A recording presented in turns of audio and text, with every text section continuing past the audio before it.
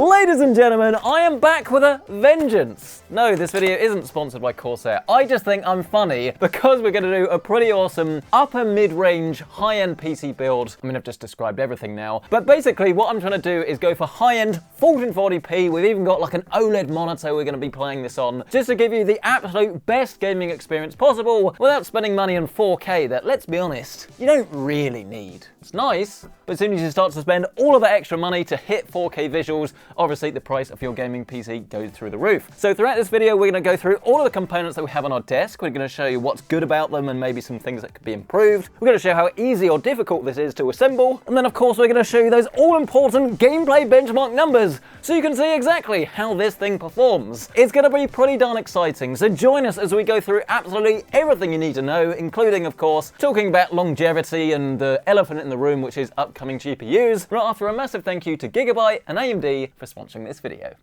So yeah, today it is very much all about price to performance. Pretty much everything that we've got on our desk here is just geared towards high-end 1440p gaming and something that is future-proof, is upgradable, and isn't going to become redundant in the next couple of months. I mean, there are maybe a couple of caveats, but as I say, we'll explain this as we go through. And actually, I'm going to start off with this. It is a new motherboard from Gigabyte. This is the X870E Aorus Pro. And I'll start by saying, obviously, if you want to cut this down and you want to just go for either an older B650E motherboard, or you want to go for the newer X870, both of those for gamers is absolutely fine. And to be honest, may well give you like better price to performance as well, right? The thing with this particular motherboard though, is despite the fact that it is X870E, it's not like a crazy expensive one, because buying a motherboard, obviously you need to make sure you get one that is properly compatible with your system, and the main things really is just to make sure that you're buying the right memory, but on AM5 it's all DDR5, so you don't need to worry about that. But then obviously the platform, so if it is AM5, it will support AM5 CPUs, so you can't go and put like a Ryzen 5000 chip in this, but likewise if you buy a Ryzen 7000 or 9000 CPU, you can't put this in an AM4 motherboard. But beside that, you want to make sure that you have decent cooling on the VRMs, especially if you are going for like a higher TDP chip or you want to do overclocking, that it does actually have PCI Generation 5 now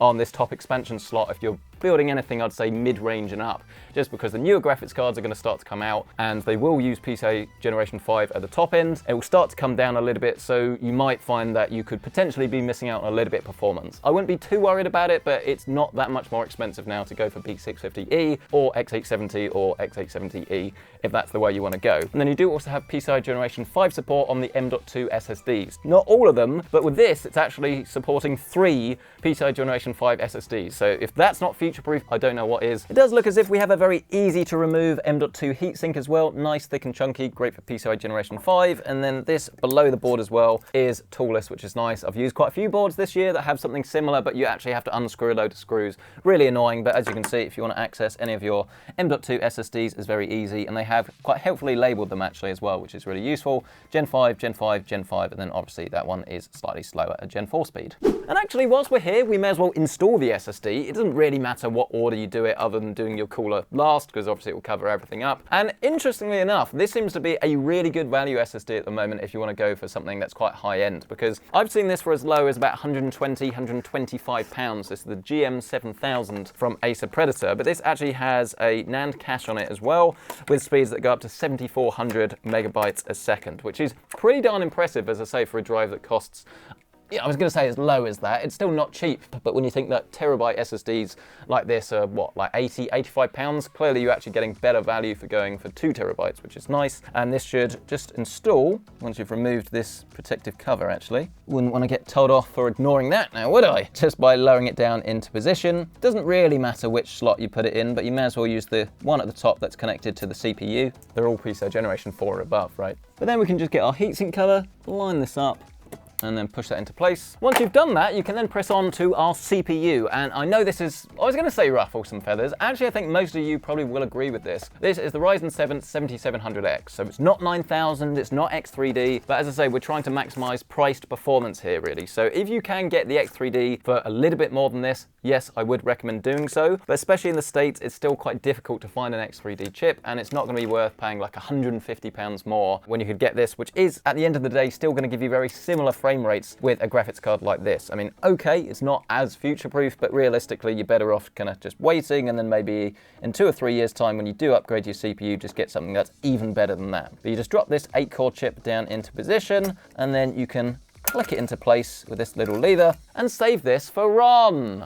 All right, even I'm getting bored of that joke now. Regardless, the next step is of course to go for our memory, our RAM. This is 32 gig. It's pretty classic really for most gaming PCs. There aren't really that many people that need to go for 48 or 64. But this is a 6000 megahertz Expo kit and it's running CL30. So that means the latency on this is relatively low, which is gonna make our CPU run slightly faster in CPU bound scenarios. But we just wanna drop these into slots 2 and 4. Remember, don't put them in the ones nearest to the CPU and don't have them next to each other. You'll lose half your speed. And then actually, I now realize that we've gone for a massive air cooler and RGB RAM. So maybe this was a mistake. We will soon find out. Purely just because sometimes it looks a little bit weird. You can run into clearance issues, but I've got other alternative RAM that you could go for. But this is what I mean about potential mistakes, I suppose, with your system. It's very easy just to go for the RGB one because you think it's going to look great. But if you go for a massive cooler, then you might run into the issue that potentially we might run into here, where either it's a little bit too tall or, as I say, just looks a bit weird because it's kind of covered. But we'll give it the benefit of the doubt. And actually, whilst I know some of you are going to be really bored of air coolers and you want to go for a 360, I like using these because you get a lot more bang for your buck, really, and there's less to go wrong. I know it's not a massive deal, really, but obviously pump failures are a thing. It's happened to me on one of my early machines. This is going to last a bit longer in theory as well, right? And as I say, it's a bit cheaper. You can get this for about £75 or so, but if you did want to save money, I would advise you step down to maybe the 7700, which is a 65-watt chip, and then you could buy a cooler that costs half this and you still have awesome performance. I mean, to be fair, you can have the fan either side. There's one actually in the middle of this as well. Just obviously make sure that they are lining up in terms of orientation. So we're going to want this to kind of go that way. It'll go out the back here. And then this is the really cool bit. This whole thing just kind of pops out, I think. Like that. Smooth. Let's remove the default AM5 mount. I'm afraid to say, fast forward around about 5-10 minutes or so. I don't know how it's happened, but I appear to have actually lost the AMD mounting hardware for this cooler. So I've raided my stores and I've got the seemingly identical stuff from a different Be Quiet cooler just to get this AMD mount in. I wouldn't recommend mixing and matching, but as I say, the mounting bits are actually the same, or at least in theory, they should be the same. All the measurements are gonna be the same, so wish us luck. But you just wanna drop these little spacers down on top of the screw holes. Then you want to get your AMD brackets, and this is the bit that I've had to pinch from a different cooler. As I say, everything should be standard, but I will do a little test fit first, right? So we'll drop this down and screw it into position. Then we can grab our thermal compound, and this is what I mean about doing a test. You want to make sure you've got fantastic coverage. So if we put a nice big blob in the middle, when we then get our cooler and drop this into place, get this lined up. Yep, the screw holes are the same as expected. So let's screw this down and get it nice and tight. Obviously being careful not to over tighten it. And then because I want to make sure, I'm now going to remove this again. And then yes, as expected, we do have nice coverage across all of the CPU. And this obviously doesn't apply if you nick someone else's hardware. Just generally, if you have any doubt that it is actually fitted correctly, don't worry about it. Just do a little test fit just to make sure, because it's better to know now if something's wrong than once you've got everything assembled and it's a faff. The only thing I will say is that when you then put it back, obviously if you've used your PC for several weeks, you have to wipe clean your thermal paste and start again. But if you've just done a little test fit, I would say just put a little bit more in the middle just to be safe, because you don't want to have any air gaps. Then we can just lower this down into position, press it in, then you can connect these fans up together and then plug it in where it says CPU fan. So hopefully then we have avoided ourselves a rather bit of a close shave, and we can now press on to our chassis. And this one is brand stinking new.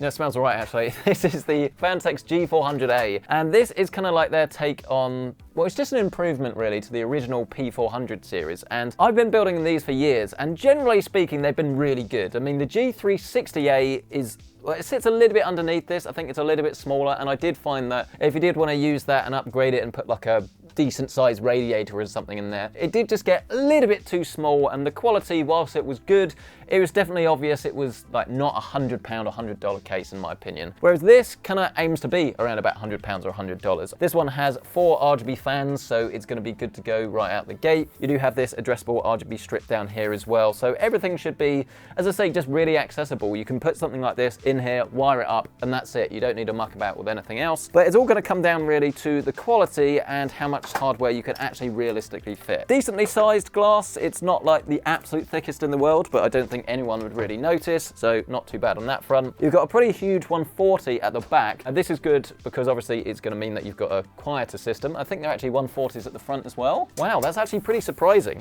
I'm saying that and I almost can't believe that, because for a not entry level, but for a more affordable chassis, that is actually pretty rare. And obviously 140s do give you like a larger amount of cooling for less noise. Like the bigger the fans are, the better essentially. For the asking price, to give you 140s and RGBs, not too bad. As long as the rest of the chassis lives up to this, great. And we do actually have some cable management grommets here. Annoyingly, it doesn't look like we do at the top. We've got support for like rear connect motherboards. If you are going to go for M80X, do be aware it doesn't look as if that's supported, because obviously you'd need extra cutouts here, but full-size ones should be absolutely fine. Quality of the thing actually seems to be pretty decent. And then when we turn this round, there's not actually that much here. You've got cable management in the center, a couple of channels and things. So if you want to put hubs, like, I don't know, Corsair IQ or something, you could obviously whack that down there. But this being Phanteks, obviously, you can either use addressable RGB or can you daisy chain DRGB? Yeah, looks like you can. So pretty much everything really you need is covered. It's not the absolute thickest gap here if you did, as I say, want to put controllers and things in there, but you should be okay. I think as long as you're, as I say, just building a more normal gaming PC, nothing like crazy fancy, but you still want something you can upgrade into over time, I think this is going to be a good pick. Then we can pick up our motherboard, very carefully grab this by the heatsink, not the fan, and lower this down into position. Give it a wiggle till it clicks. Oh, get the screws out,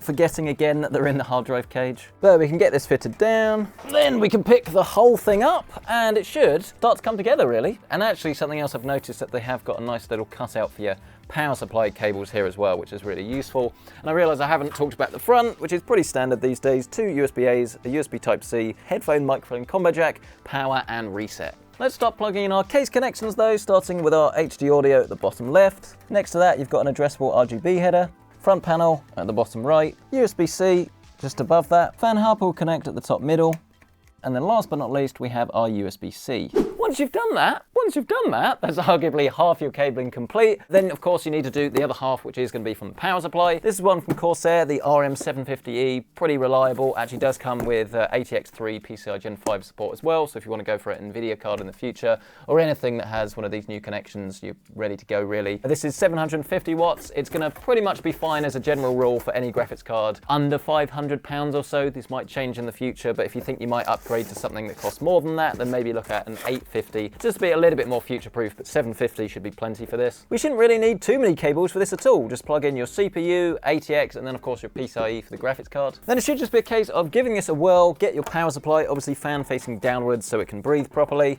and then just gently lower that into place. Feed the cables through to their respective positions. Then we can plug in our ATX. Once you've done that, you can move on to your CPU. You've got 2 of these 8 pins at the top. And then once you've done that, you can of course move on to my favorite bit, and I'm sure it'll be yours too.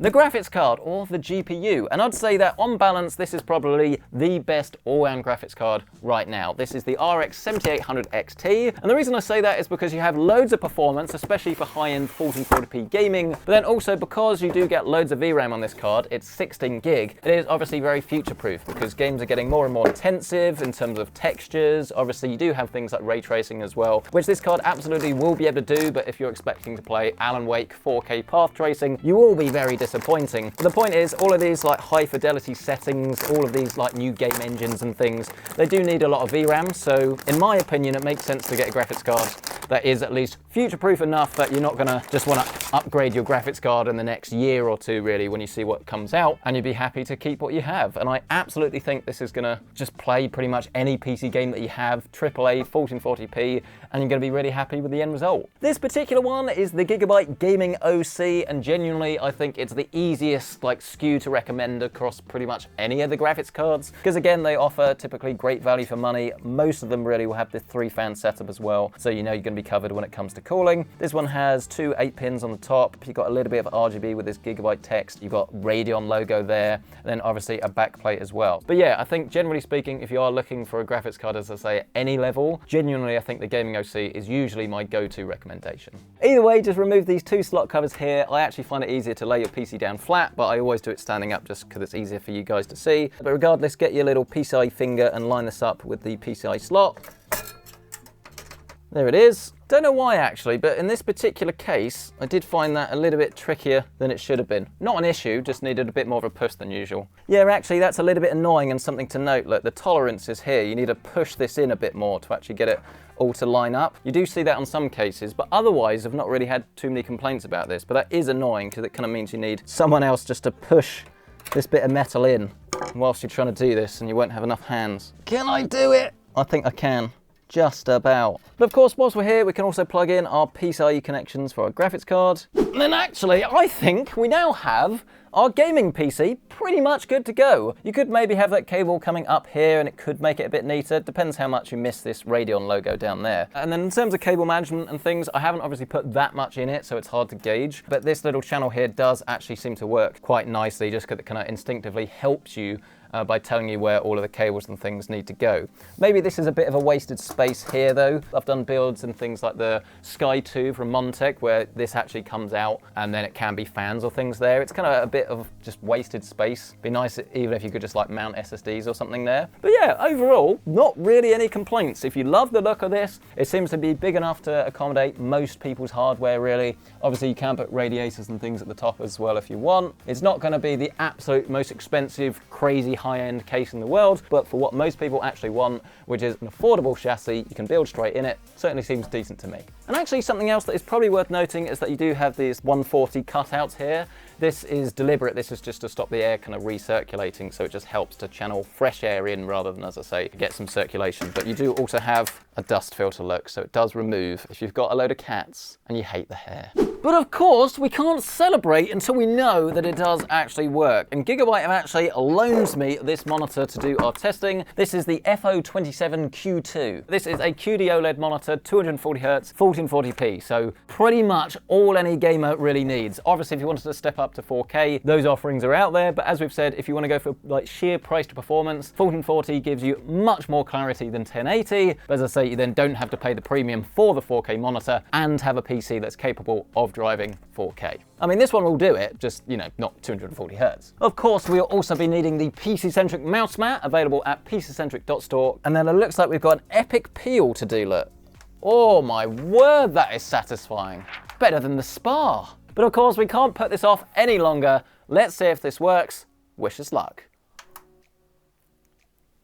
No RGB, but we can fix that. It might just be configuration. Don't worry about it. I'll give it up to 60 seconds, and if we don't get a display, that's when we can start to worry. We have our RGB. That's a lot more like it. But the question is, are we going to get a signal? That's the big one. Well, the monitor's definitely on. Yes! Look at that! Obviously, there are a couple of things to change in the BIOS. The main one really just being enabling this Expo profile down here so that you're actually getting the full rated speed on your memory. But otherwise, I would go into Smart Fan 6 and then just set a custom fan curve so that it doesn't run full throttle when it doesn't need to. Then it's just a case of downloading a copy of Windows Online and then following the instructions in our video that you can find in the top right corner of your screen to get it installed. And of course, ladies and gentlemen, through the power of editing, I would normally say good night's sleep, but it wasn't because I was going to say stupid, he's not stupid. The silly dog decided to bark at 4:30 in the morning and wake me up, and I'm just like, why are you doing this? There's nothing there, but anyway, regardless. I've got to say that actually the system as a whole, I think looks great. It really is kind of what I wanted out of this really, which is it's bright, it's loud, but it's not too much. I don't think, well, once you've kind of changed the RGB, I've got this blue color now, or cycling between blue and white, and I think it looks absolutely fantastic. But in full RGB, it kind of did look a little bit too much. But again, that's kind of the point for me of RGB. You can make it look however you want. I mean, the cooler in this orientation actually looks quite nice. As I say, you've got the RGB RAM next to it, but I do think that this is potentially harming the performance. So I would actually strongly recommend that you just go for normal RAM, have that on your motherboard, and then have it in the default setup where you have that fan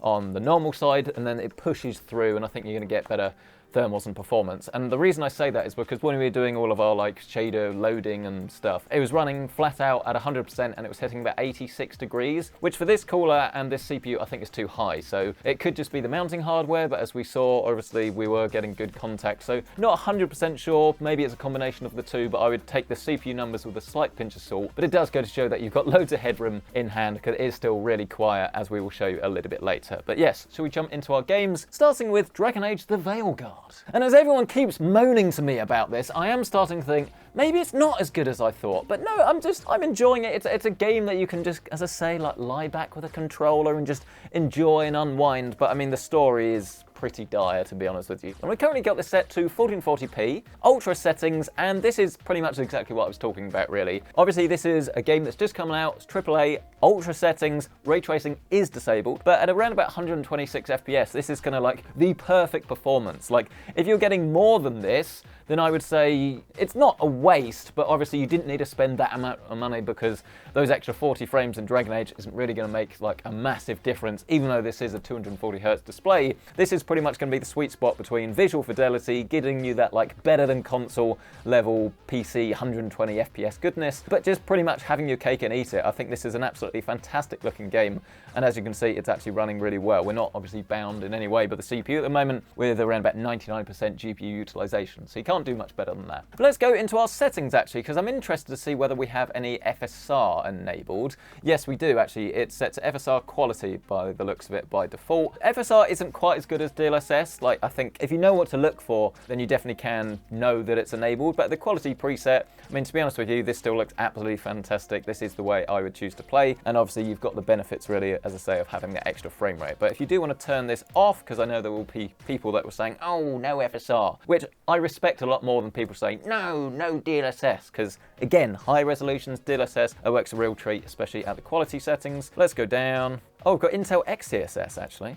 Ultra Quality Plus. Let's have a look at this. So the frame rate has obviously now decreased, but to be fair, I would say that that does look slightly better actually. So essentially this aims to, instead of using like MSAA or TSA or something like that, it actually uses the algorithm with the AI upscaler, but with the native resolution to, well, just get rid of those jaggies essentially and just get you a better level of image quality. So I would say you can notice it if you know what to look for, but it's definitely not night and day. So I'd probably just leave this at FSR quality or maybe a slightly lower XeSS setting. But if you do want to have it turned off entirely and then, okay, then use the XeSS native anti-aliasing, the one we had before was clearly slightly lower, then yes, you can see your frame rate will now be under 100 frames a second, around about 80 or so. But I promise you guys some ray tracing, so ray tracing you shall have. This is Star Wars Outlaws, but what you're seeing here is currently set to the high preset, and I'm pretty sure actually that it doesn't matter what settings you use, you are going to have some level of ray tracing actually on and in this game. So you are going to need a decent GPU to get the best out of it. And as you can see at the moment, we're getting around about 65 to 70 FPS or so. And this is definitely where, if you are obviously going to look at more of an NVIDIA GPU, I think it is going to be better optimized really for ray tracing. But I mean, about 60 FPS, again, especially if you are going to use a controller, is absolutely fine. And the game definitely does look better from having all of the ray tracing. But this is the sort of title really that if you wanted to use all of the fancy features, you could get it looking even better. But I mean, especially in this alley scene, I'm always really impressed when I walk down this. We got this set to XeSS, and that's currently set to the Ultra setting. So I'm interested actually what will happen if we turn this down slightly, because as I say, I want to get near 100 FPS or so. Let's go just to normal quality.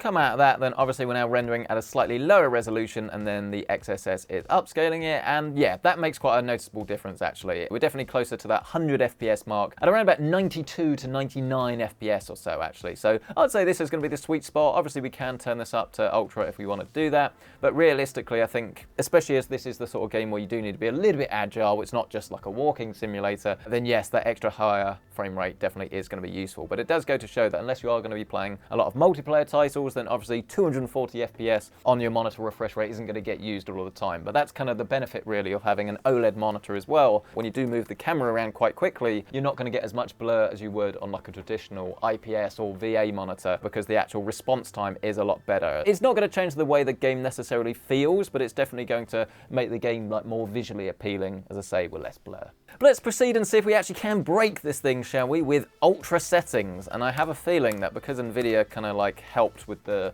not with the development of this game, but they kind of partnered with the game, I have a feeling that their Ultra settings is probably going to be quite intense. But to be fair, that's actually not too bad. We've dropped around about another well, actually, maybe it is. We've dropped about 30 FPS, 25 FPS or so actually by turning that ultra setting on. And I wouldn't say that it's like a night and day difference. Probably does look a little bit better, but obviously now it's a lot more obvious when I move the mouse around that the frame rate is lower. Our PC latency is still decent at around about 35 milliseconds or so. But yeah, if it was me, I would have it at high settings and then have the XSS set to ultra. No, not ultra, quality. But those were our 2024 AAA releases, but how is this going to fare in some multiplayer? So we're going to start off with some Apex Legends, and I have had to unlock the FPS, obviously, with the Max FPS Unlimited command. I seem to forget to do that every single time. I remembered in the menu this time, which is good. If you've been playing Apex for ages and you didn't know that you can actually get a higher refresh rate than your monitor's refresh rate, just Google Apex Legends Max FPS Unlimited and you get the full command and show you how to do it. But yes, as you can see, this is running really rather well. I mean, there is actually a frame rate cap regardless in this game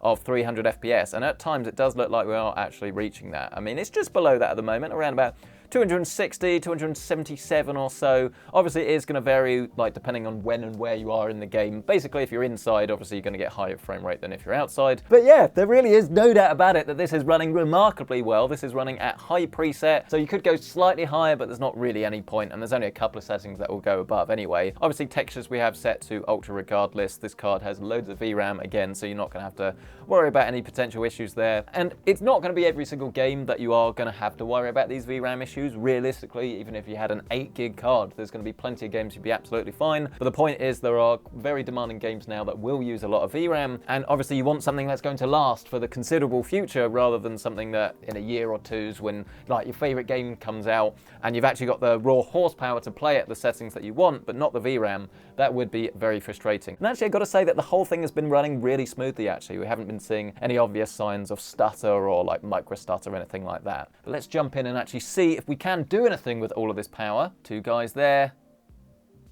Oh, yes, boy, I've got it. I've not got it. But from a game that I really like to one that I'm afraid I just don't, let's try some Counter-Strike. Oh, there you go. See, I'm great at everything.